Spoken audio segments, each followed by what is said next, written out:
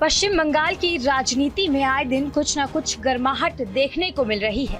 बीते दिनों बीजेपी नेता शुभेंदु अधिकारी ने ममता दीदी को चिट फंड स्कैम के मामले में सीबीआई द्वारा पूछताछ की मांग की और अब एक बार फिर मुख्यमंत्री ममता बनर्जी ने 19 अप्रैल यानी बुधवार को कहा कि अगर ये साबित हो जाता है कि टीएमसी के राष्ट्रीय पार्टी का दर्जा खत्म होने के बाद उन्होंने केंद्र गृह मंत्री अमित शाह को फोन किया था तो वो इस्तीफा दे देंगी। दरअसल उन्होंने ये चैलेंज बीजेपी नेता शुभेंदु अधिकारी के उस दावे पर किया है जिसमें उन्होंने कहा था कि चुनाव आयोग ने जब तृणमूल कांग्रेस का राष्ट्रीय पार्टी का दर्जा वापस लेने का फैसला लिया उसके तुरंत बाद ममता बनर्जी ने केंद्रीय गृह मंत्री अमित शाह को फोन किया और उनसे साल 2024 के लोकसभा चुनाव तक तृणमूल की राष्ट्रीय पार्टी का दर्जा बरकरार रखने की अपील की।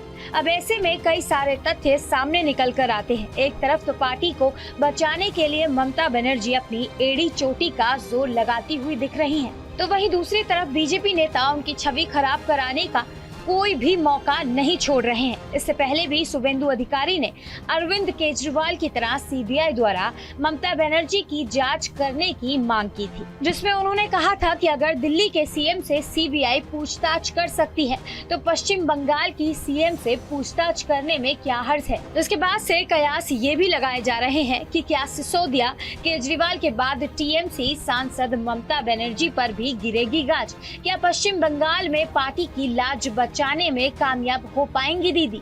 आखिरकार कब तक उनके सर से उतरेगा चिट फंड स्कैम का संकट?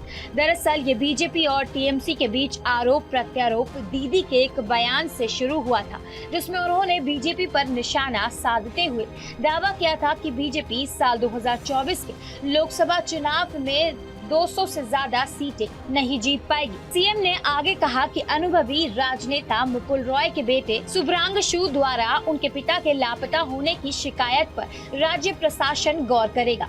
बस इस बयान के बाद से ही बीजेपी और टीएमसी के बीच आरोप प्रत्यारोप का दौर जारी है।